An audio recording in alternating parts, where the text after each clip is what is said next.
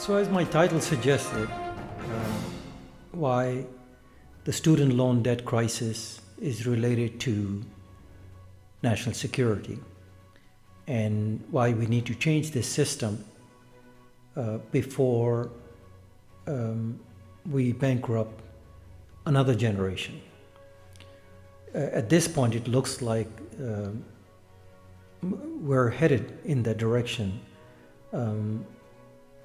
But if things don't change policy-wise, we could end up collapsing not just a generation of people, but a complete system that was designed and created to better individuals and uplift them from a working class to a better way of life. So let me explain. And in the very end of this video, I'll explain why the student loan crisis is related to national security of United States. So you have to watch it till the end.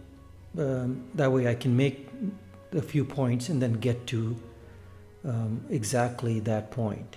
So from 2007 to 2020, within the 13-year period, the number of younger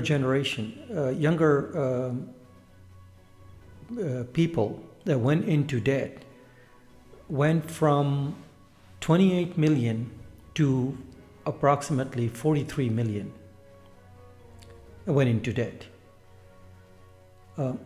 The amount of student loan went from $600 billion to $1.6 trillion within that period.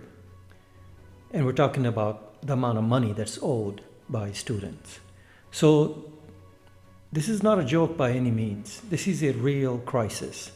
So those of us who refer to student loan debt crisis and we call it a national emergency, it is exactly that. It's a national emergency. So let me explain how it is that we got here and why we need to change it and why it's related to national security. So post-Second World War, we were promising our younger generation of that era that when you're coming back from war and you have done your service to the nation, we're going to give you the GI Bill. That way you can educate yourself, not like the prior generations where they were unable to educate themselves through a state college or through a state university or paid for by the government. So as the soldiers were coming back, they were promised a GI Bill in order to pay for college education. That way they can uplift themselves and bring themselves into a better way of life. And that was the promise that was made to that specific generation that was coming back from fighting the Second World War in Europe and other parts of the world. So when you understand that part of it, and I'm going to get a little bit philosophical in this subject here.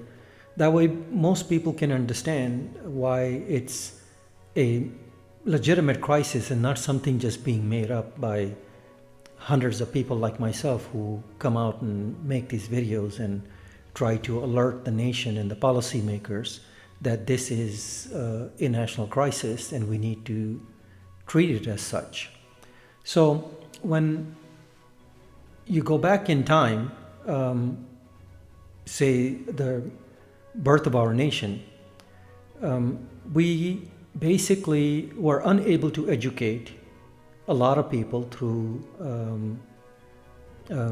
state colleges, state universities, state schools. Kids had to work during the summer. So it was a completely different era. They had to, because there was agriculture at that time, so a lot of the kids that had to help their families during the summer months is why we have 3 months of summer off even right now, which is something that is going all the way back to the birth of the nation. So all this is supposed to make a point and make the viewer understand that education, healthcare, and Social Security, unemployment, these are basically rights as a citizen. These aren't privileges. So when you just take education, anyone that wants to educate themselves and bring themselves out of a working class into a better way of life has the right to do so.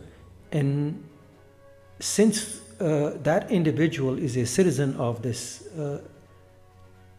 beautiful nation of ours, the most powerful nation in the world, we should be able to educate that person with the minimal of cost related to tuition and such, and what have you, that's related to educating oneself.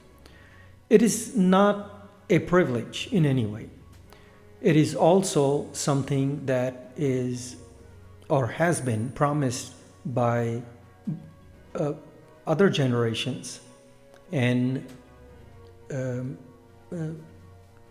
basically been worked on by previous generations, so the current generations could basically have a means to a better life, a better system of government, a better process of Social Security, Medicare, unemployment, things of that sort. So every generation that's working, if you take the current generation that's working and say they're providing service in the military, they're providing service in other parts of the federal, state government, and they're contributing to taxes, they are simply working so not only their lives are better at the current state, but the future generations, the out generations, are also better off than the current generation. So we pay Social Security into Social Security at a younger age, and basically that Social Security provides us with a livelihood. That way they're able to sustain themselves in their golden years, speaking of an individual. So it's the same thing with any other item that was provided or promised during post-Second World War. When FDR came out with Medicare, unemployment insurance, Social Security, it was everyone at that time coughed at it and outright rejected it. But here's what happened. FDR explained this to the billionaires of that era, that this is something that is an absolute must that the nation needs to provide in order for individuals to have a specific way of life that's not considered something that's substandard or a third world condition. So when the individuals were promised this, they were given few things, starting with, as I said, the GI Bill, in order to educate themselves, and they could by educating themselves, they could get themselves out of a working class condition and be able to sustain themselves in a better way of life, which is what everyone referred to at that time as in the American dream. And we still call it that. But when you look at this whole system of education that was created back at FDR's time, and the promises that were made, they weren't just made to the generation of that era. They were made to the out generations as well, because those individuals who were supposed to get the GI Bill were supposed to provide the same thing for their children and their great-grandchildren, the great-grandchildren. So the way an average American is living right now, it is getting worse and worse as far as not just with average person's healthcare, but their way of living is jeopardized by not having any assurances as far as being able to sustain themselves with other things as far as housing and things of that sort. So when one looks at everything specifically, you take these policies that I refer to, so starting with education, Social Security, Medicare, Medicaid, unemployment insurance. These were extremely vital to creating the middle class in this country. And anyone that studies these policies and their effects on the general public, you can ascertain very easily that once the middle class was created, it basically changed the way America was. It changed our lifestyle, it changed our basic way of life, our systems, integrated quite a bit of different systems into our government. And yes, the government grew, but at the same time, when you look at us as a capitalist nation, we grew tremendously. Why? Because we educated our younger generation of the post-Second World War era. They turned around and made a better way of life in the suburbs and educated their children. And their children, when they were getting older, they were supposed to basically have the same thing. So when one looks at what happened all the way from, say, 1945 to 1970, the GI Bill took care of not just a generation, but I would say a generation and a half. But then right in the 70s, early 70s, right as Vietnam War was in full bloom, and people were basically resistant towards the Vietnam War, and they were against it. Primarily, when you look at that situation, that was related to basic economics of that time. Because what was happening was student loans were being implemented at that time in the early 70s. Because here's what the government said. The very rich did not want to pay for the taxes that would contribute to educating the younger generation.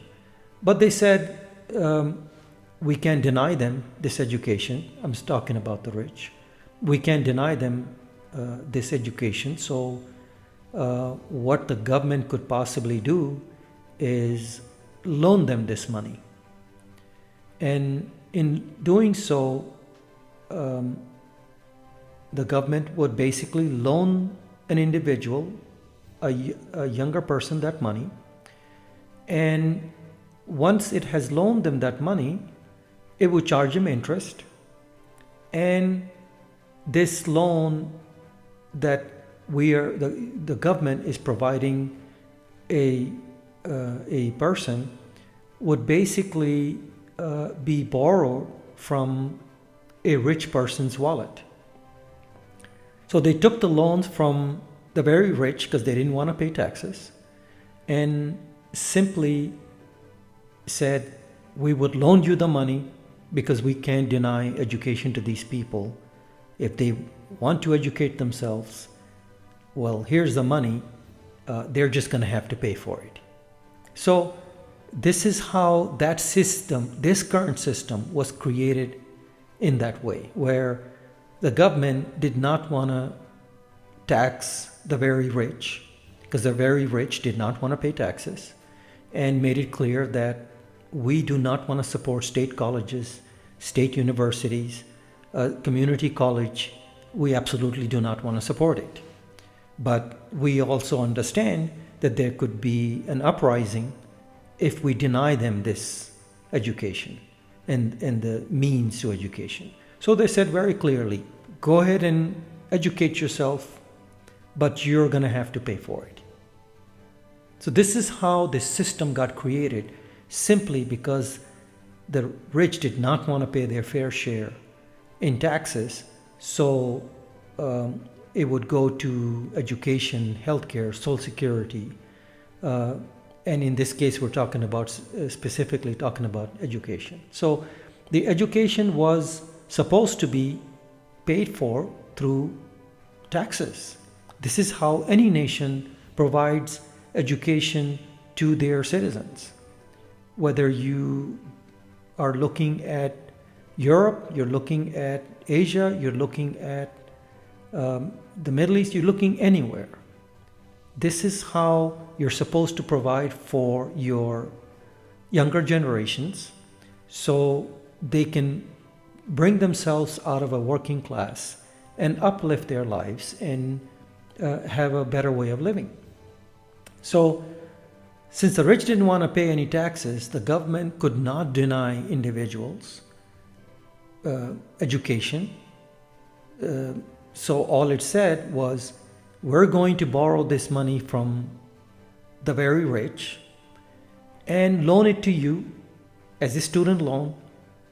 And when you pay that interest on that loan, we're going to pay these loans back to the very rich that are providing this money. So the system that's currently existing needs to be dealt with, and needs to be dealt with in a hurry, because at this point we're looking at an entire generation going bankrupt.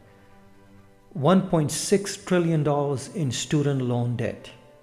This should never have been. This is a birthright of a U.S. citizen. And when I say a birthright, I mean it's a birthright. If you're born in the United States, if you're living in the United States, you're a resident here, you're contributing to taxes, one has the right to send themselves to educate themselves, and then their children, and then their grandchildren. So this is not something that's considered more than what their richest fair share is. Educating the younger generation also benefits the rich. Yes, and there's some other points to it, but it benefits everyone. If a generation is not being educated, we are basically risking quite a lot there. And my point towards, with regards to the national security and education, why they're both linked, I have yet to still explain that and how that is. So the current system we are looking at, in the last, from 2007 to 2020, the indebtedness went from 28 million 600 billion to 1.6 trillion, and this money looks like cannot be paid back, majority of it. So what is one to do at this point? This debt never goes away. So you are looking to create a whole generation of people that not only cannot survive after that because it ruins their credit, it gives them this inability to live a better life, because if they don't have any credit under the credit system, if they are showing a default on their student loan, no one would give them a loan after that, whether it's a house or it's for a credit card or for a vehicle or anything. So the system has to completely change as far as providing loans to the younger people so they can educate themselves. When you look at this thing from a philosophical point of view, it is basically their right as a citizen to educate themselves, just like healthcare is a right. It's not a privilege. Everyone is going to need healthcare some part of their life. Sometimes people are healthy, sometimes they're not. So healthcare is not a privilege. Education is not a privilege. Both of these two items, healthcare and education, are both related to national security. But in this case, I said I would explain why national security and education are linked. So here's the explanation for that. If you have a generation that's educated and has the ability to educate themselves free of debt, you'll have more and more people educating themselves. At the same time, what happens when someone is educated? They're basically a lot more wise in making certain decisions because they're informed, and therefore they would make better choices as far as electing policymakers. That translates to individuals that are being elected in a congressional district or a state level. But these policymakers turn around and make policies that are extremely crucial to our national security, whether it's domestic issues or it is foreign relations. So it comes down to my point, which is what I said in the beginning, that I'll clarify. So a person that's educated and understands the issues, understands all the policy positions and where things could lead if wrong individuals are elected. Making a sound decision by these individuals depends on how well they're educated and how well they're informed, in other words, if you look at it from that point of view. An educated person basically is more informed because they're being taught about different parts of a specific policy condition.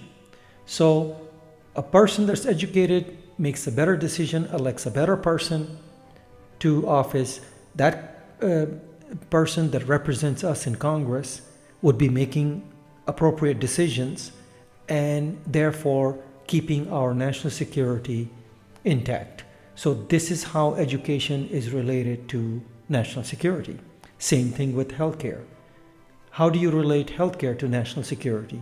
It's the same way you do with education.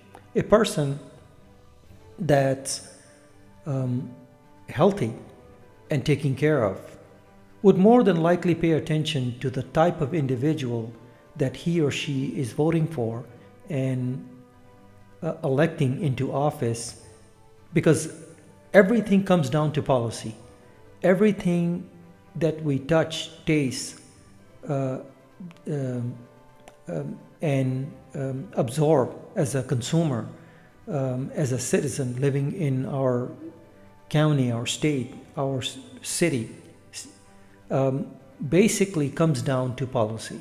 So a person that's healthy and is able to pay attention to their situation around them, they would more than likely be able to educate themselves, whether it's through going through state college, state university, or self-educating via the internet nowadays. So therefore, a healthy person would be more educated, therefore making a better decision and putting the right person in office that would make the right decisions on behalf of that community, that county, state, okay, or the congressional district. So everything relates, certain things relate to national security, and the very top two items that I mentioned, education and healthcare, that are national security related. If you look at it from the point of view that I just explained, it is very clear to me and to a lot of millions of people that education and healthcare are two extremely important issues that the nation must deal with. So let's take the student loan debt crisis. All these students that are in debt currently, it'll take them years and years to get out of debt, years and years to uplift their lives. Therefore, they would be making very poor decisions as far as who they're electing, why they're electing them, what this person stands for, what his policy positions. Well, how is he or she gonna vote when I put them in office? There's a lot of things involved in running a nation, and the key in any nation's success is how well the people are educated and whether they're able to live and sustain a specific type of a lifestyle that's basically healthy and wise. So my point of how things are related to national security, well, I just related education and healthcare to national security. And I'm not the only one saying this. There's hundreds and hundreds of people out there screaming that the system of the government borrowing money from the very rich to give loans to students so they can go to state, so they can go to college and universities, has to stop. That system has to stop and has to be recreated. And we need to say enough is enough and realize that the world is not a safe place. We can see what's happening in Ukraine. And now at this point, if something happened, we would be asking our younger generation to that we have indebted to go out there and fight on our behalf and defend this nation and defend the freedoms, not just in this nation, but other parts of the world. So everything is related to national security there's a lot of exceptions there, but as I mentioned, the two things I said were extremely, extremely important to national security. So I hope one can see it the way I'm explaining it, and I hope I was able to explain it where most people can understand what it is that I was, how is it that I was relating schooling to national security.